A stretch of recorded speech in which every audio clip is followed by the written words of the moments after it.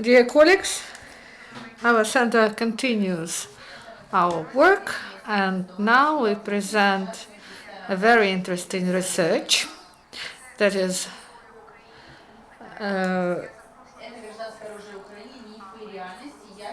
presenting results of research on topic civil arms in Ukraine, reality and myth. And now I invite the speakers to the floor.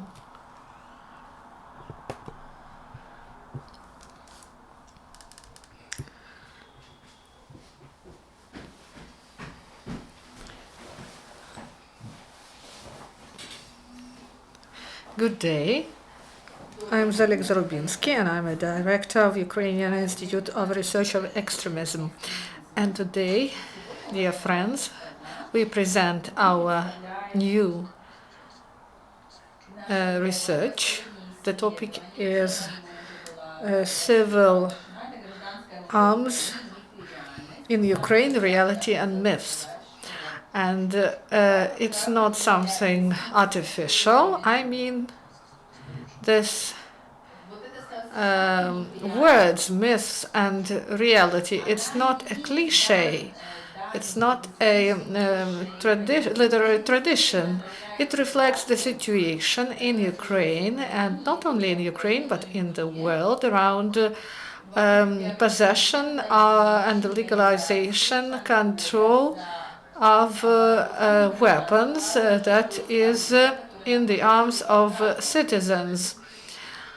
And in Ukraine, there are a lot of myths and stereotypes as of weapons, and its influence on the level of crimes and registered and unregistered weapons, and the number of arms, and also killings with these arms. These myths are generated by some lobby in the sphere of legal weapons in Ukraine, but also by many myths and improper informing the public, or using outdated information about the weapons market.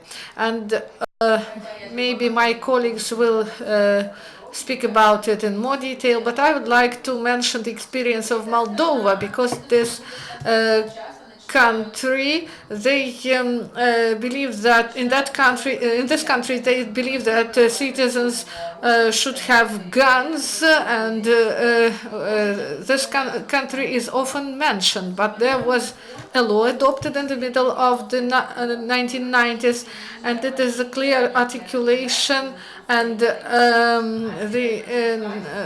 this information is not of quality, because many amendments were introduced into this law that creates a legal basis for this, for the usage of weapons in Moldova. So I would like to mention some statistical data to show the importance of the problem and the scope of the problem and the market of civil weapons in the world. And according to the UNO, in 2015, this is there are 800 million units of arms in the world in the hands of civilians.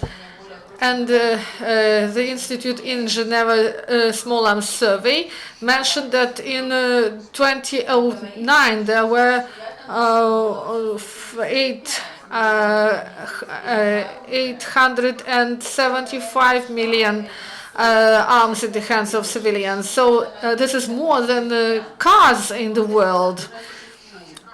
And what is interesting, that only 25% of I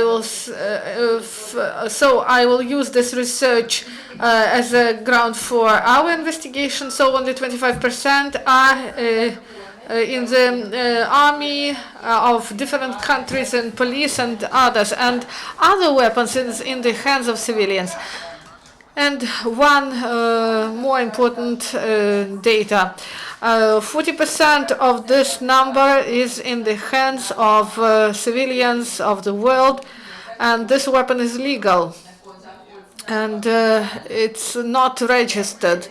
Why do I use this data? Because proponents of the introduction of a free market of firearms for all citizens, they state that most crimes and violations of law with the usage of firearms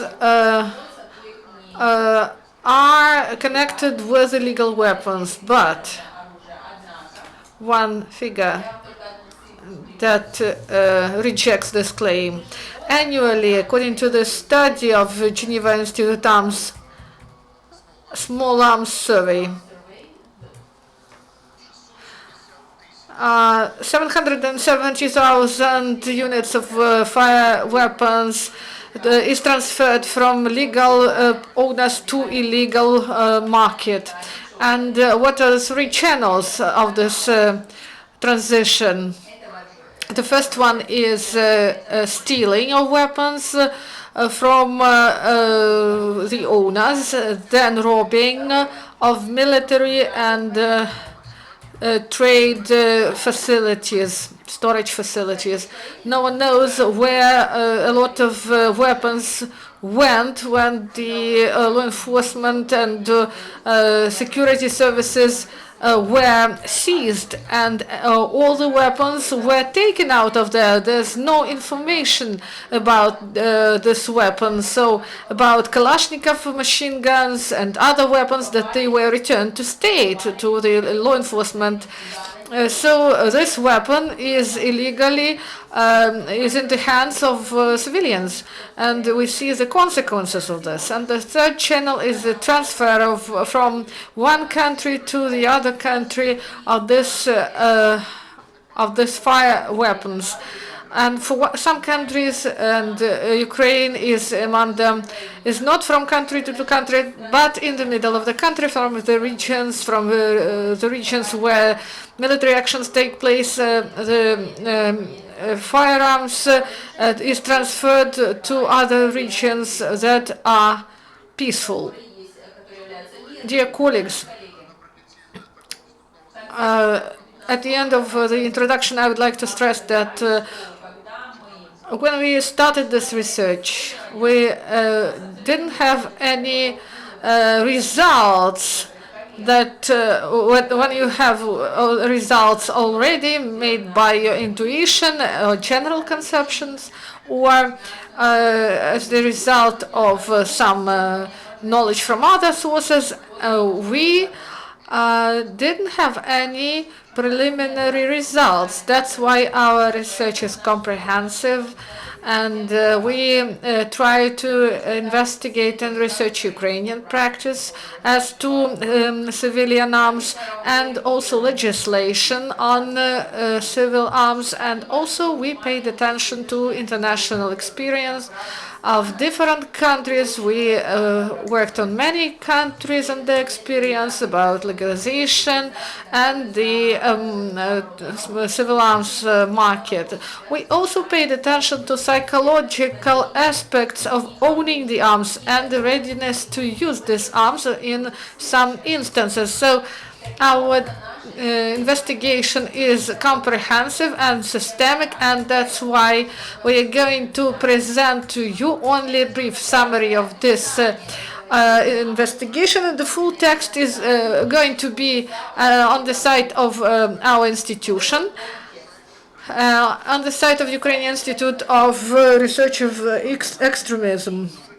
And they often say that there's a discussion around the firearms in Ukraine is connected with the instability of situation and political situation and difficult economic situation and external aggression. It's all true, but not the whole truth. The introduction of free market of firearms, guns. This is the huge economic layer, because today, if someone can own this empire, and I will explain it to you why it is an empire. I'm speaking that if someone will own these currencies, these are billions of dollars. So production of weapons, distribution of weapons, and also different firing grounds and instructors. Also, a large network of permits from doctors or law enforcement bodies. So you can imagine, so there's a huge number of storage facilities for this weapon. So these are billions and billions of dollars. That's why the lobbying of this issue of selling firearms, this is not only political or security interests, they also have some interests of economic character. And now my colleagues, Bohdan Petrenko, deputy head and the expert of our institution, he will show the situation in Ukraine in this. So please take the floor. Bohdan Petrenko. Good afternoon. My name is Bohdan Petrenko. I'm from the Institute of Research of Extremism. It is quite understandable that the problem of free market of weaponry is due to the objective factors. The rate of crime increases, the rate of crimes which were committed with the use of firearms also have increased. The number of such crimes increased twice from 2004 to 2014. The trend has changed with the civil arms in Ukraine. This has broken the previous trend. If the criminals used cold arms previously, now firearms increase the cold arms 2.5 times. They fear and continuous messages in mass media, they contribute and add to this, that the state can't help our citizens to protect themselves. That is why civilians try to get firearms to defend themselves, to protect themselves. The population now have from between 4.5 million and 6 million units of firearms on the black market, and on that black marketplace we have the source for it in the east of our country. When Russia supplies arms to their mercenaries, this is understandable, and sometimes our citizens bring weaponry to Ukraine, so this way they become supporters of Russia, of the Russian aggression. And for you to understand the scope of the black market of weaponry, it is 6-7 times larger than the licensed arms present in the country. And although the licensed firearms is not so numerous in Ukraine, the answers to the requests by our institute, the Ministry of Defense responded us that above 8,000 units of weaponry are in the hands of civilians. In this year, the number of weapons in the hands of civilians was about 2 million units. So it is dangerous and it poses threat to ordinary citizens. If Ukraine have a free market of civilian arms,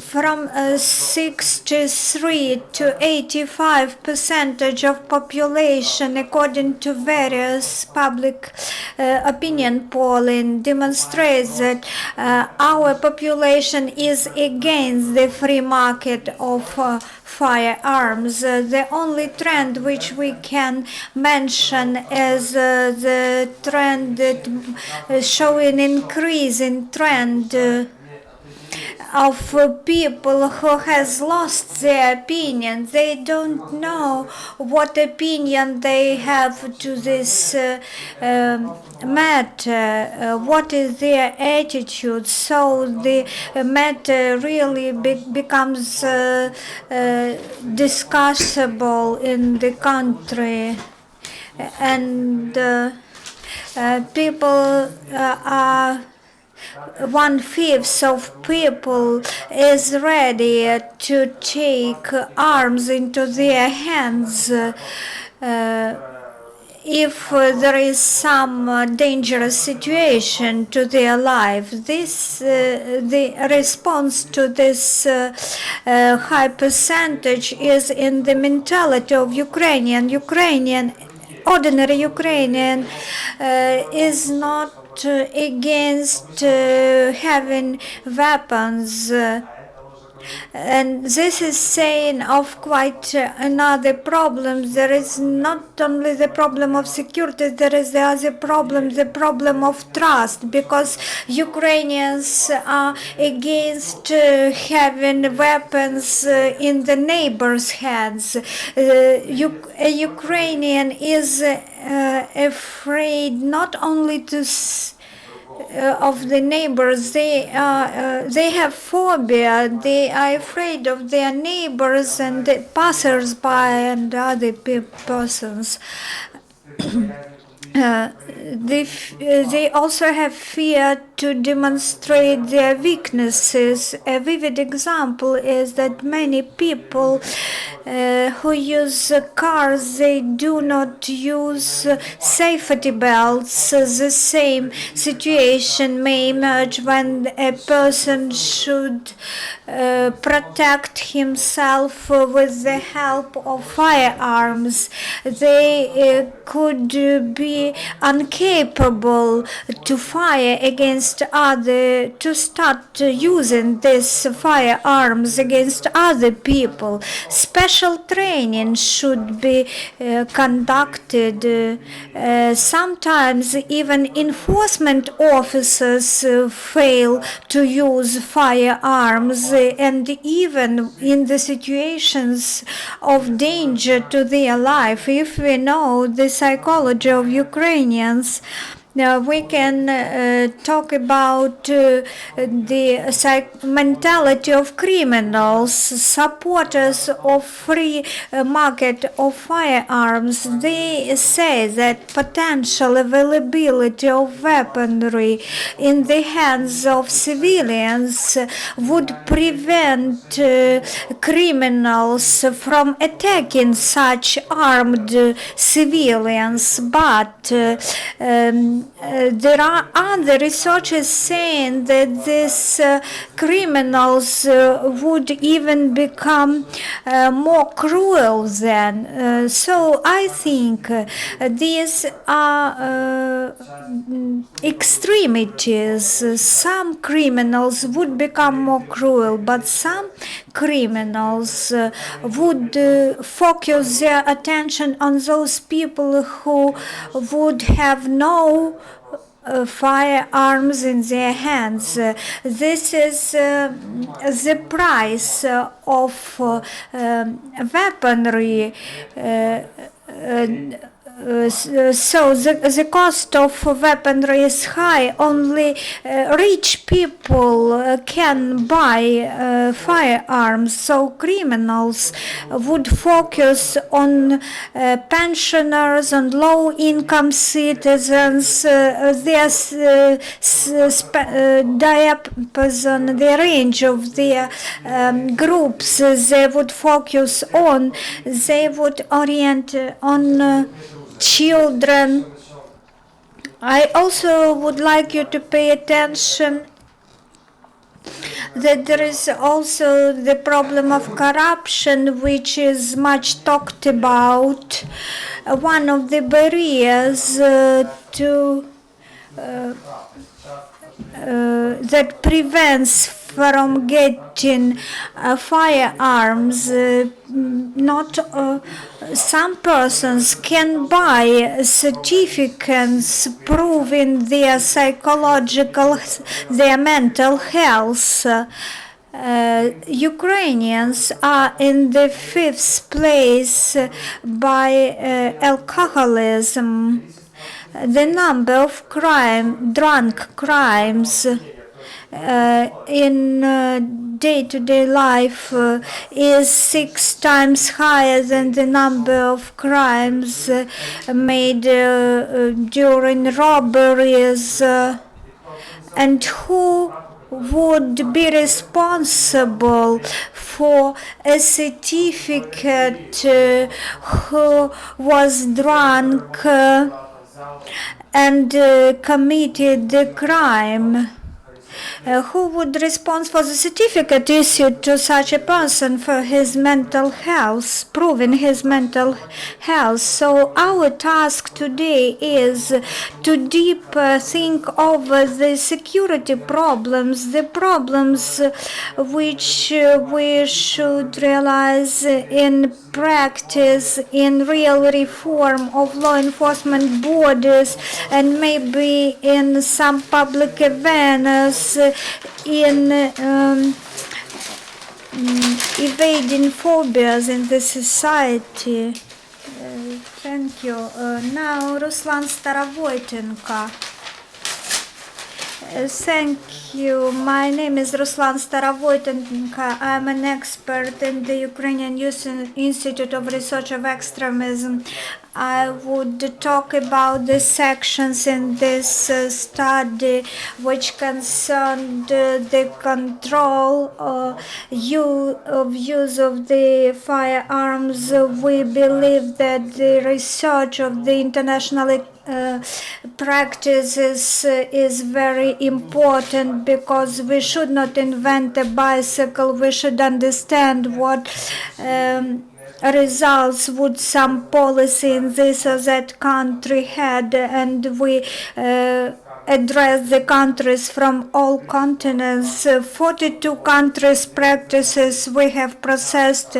15 of them are EU member countries. Then this is not just in case, because we should take best practices from the EU, because we strive to become a member of the EU. In Southern and Northern America countries, and throughout the whole America continent, there is the most civilian, the large number of civilian firearms, and the index of mortality of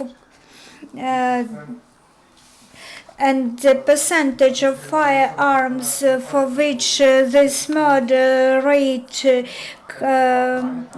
come against. The leadership is in the Northern and Southern America. This is the second table which demonstrates the percentage of murders with the use of firearms. I would compare these figures. The first four positions: the Southern Caribbean basin, Central America and Northern America. All these four positions, regions and subregions, they are leaders by the rating of murders, both by the murder rate and so the number of murders and the high percentage of firearms in hands of civilians. By 90% of murders took place with firearms, with the use of firearms. So when people, civilian people, have a lot of firearms in their hands, in their property, they not only can defend themselves, but also the rates of murders with the firearms rise. The says is that armed population can deter the number of murders. The countries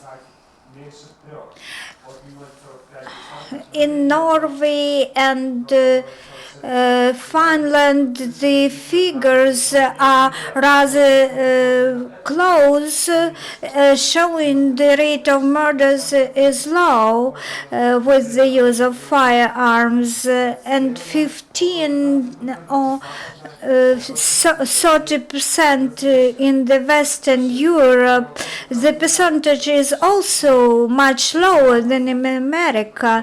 How is it possible that in the countries with the developed legislative system, how then can have such murder rates which are still rather high? We can take Germany, where the legislation is rather good. So one of experts, Mr. Lanford, said the more the physical number of weapons in the hands of populations, the higher it is used illegally, the higher percentage of it is used illegally. The Southern Asia is on the second place from the bottom, the lowest number of weaponry in the hands of population and the least use of firearms.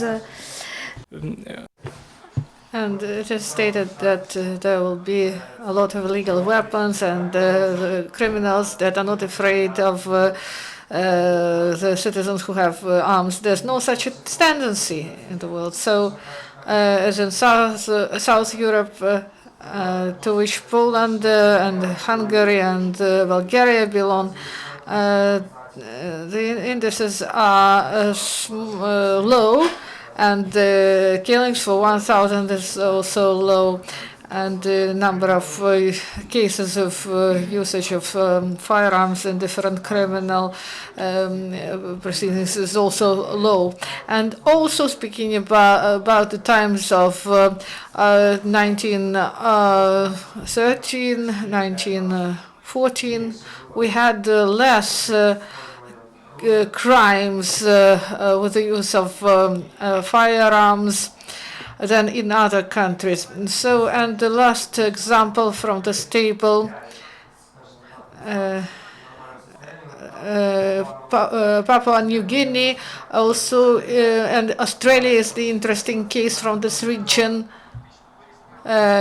there's a free circulation of firearms, and there were several mass shootings, after which they established control, and they also introduced several restraints on carrying weapons, and their system is one of the best in the world.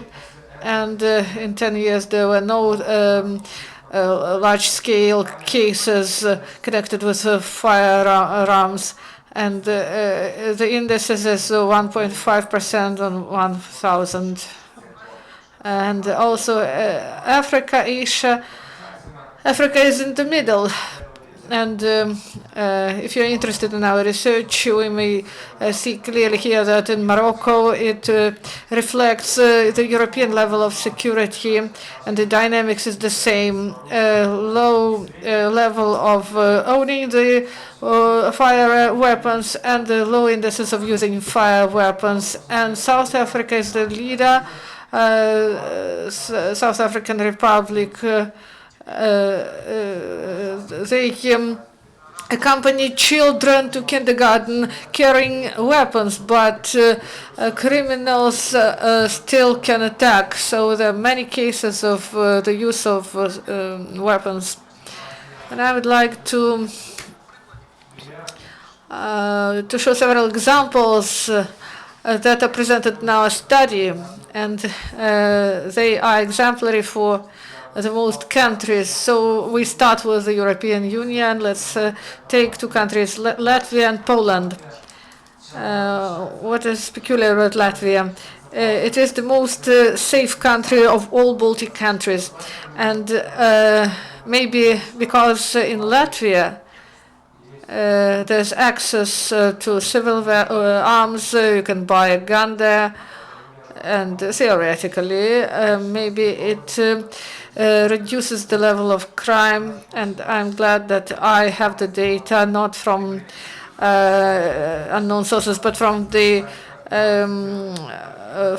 police of Latvia. And this is new information. There were 35,000 owners of weapons, and some of them are hunters who can use the weapons for hunting.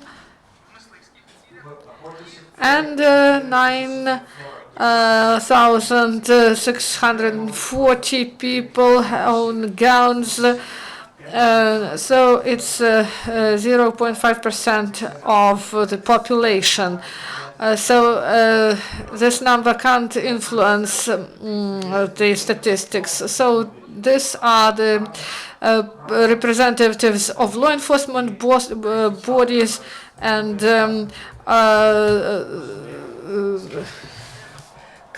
collectors.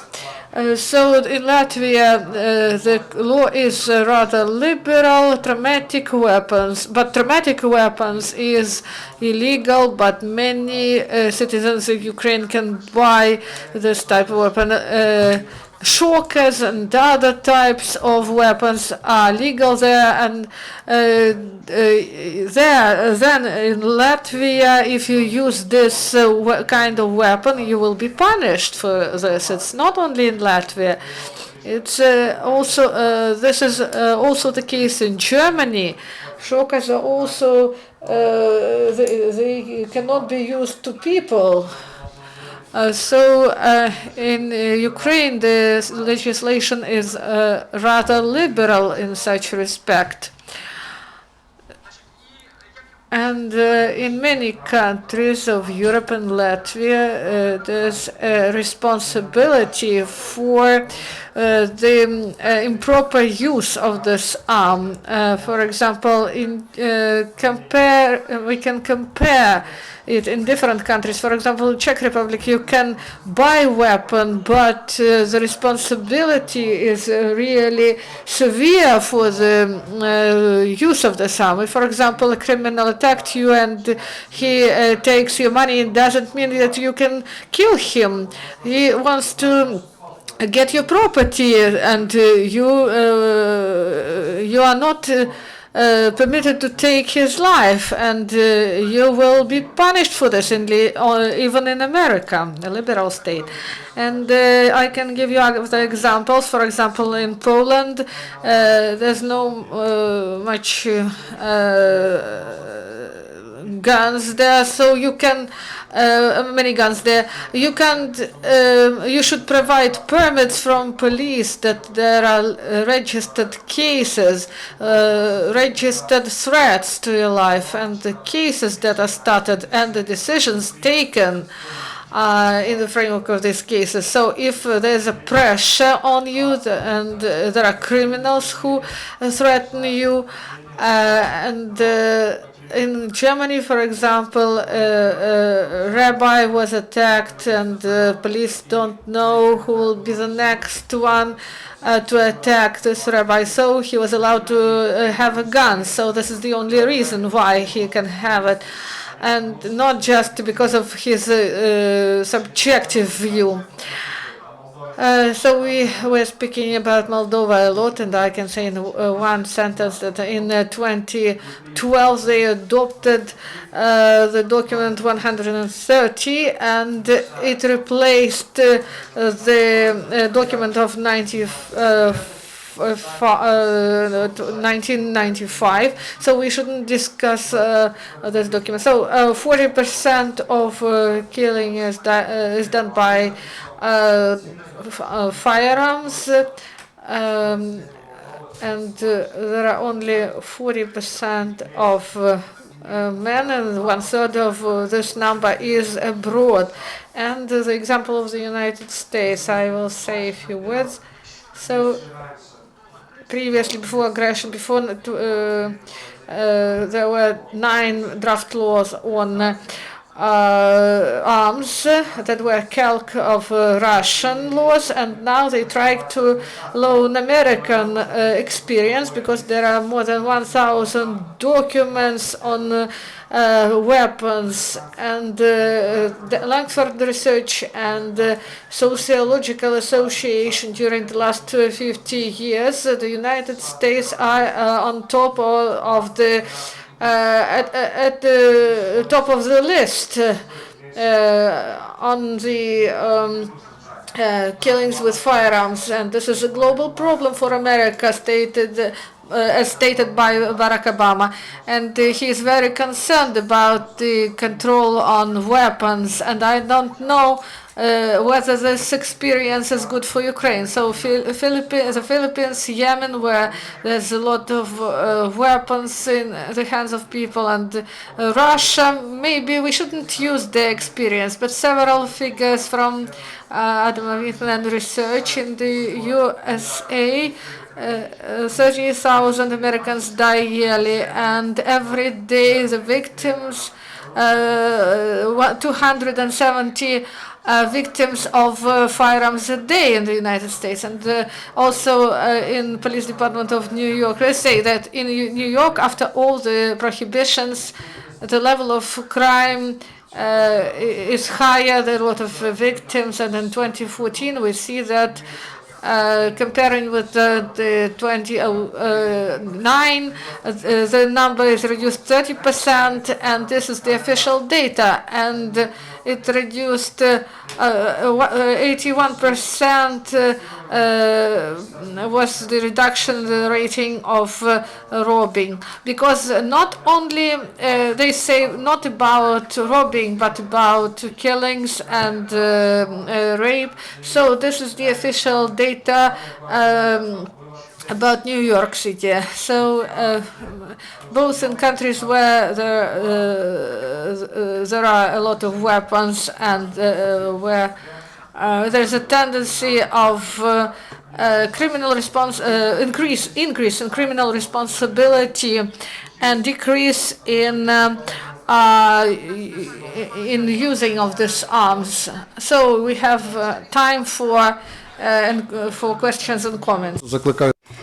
I would summarize very fast. I call on you to look through our research. We have learned these best practices for that reason that we have looked through lots of factual, actual information from primary sources, and we made conclusions based on that best practices that we should orient to the European Union's legislation, not to the USA or other countries. This is only natural because the EU is our main goal, and also accept the conclusion we make in our report. The recommendations to the Ministry of Defense were based on our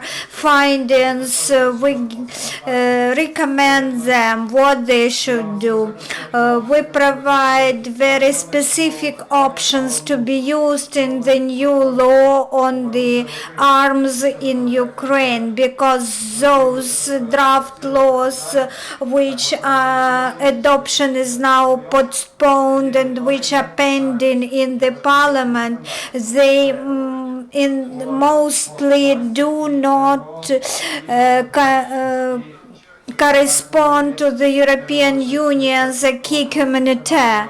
So we addressed to the profile committee of the Verkhovna Rada as well as to the Ministry of Defense how to act, what should be their next steps. I have very small questions to Ruslan. If we talk about the myths, we often hear about the Swiss practices. They say that every citizen in Switzerland has firearms in a safe box at home. Now Ruslan will give the answer. I just would like to advertise our research. We have a section on myth and reality of firearms, what Switzerland is famous for, and what is myth or what is reality. We, in very briefly, Swiss citizens mostly have arms as former militaries, but there is a fight in Switzerland so that this army veterans weapons remain is kept not at home but in sports facilities. Army weapons can be brought in pockets, and it could not be used both in Switzerland as well. If someone would steal your weapons, the person will be punished with imprisonment if someone have stolen its firearms. Tatiana Markova, Ukrainian Crisis Media Center, you told about the recommendations which you made to Ukrainian government. How would you promote your recommendations so that this research do not remain on the desk of experts only? Of course, we would like to disseminate our reports, and we ask you to promote this research as well, because it is to the very pressing, urgent topic. When we came to this research,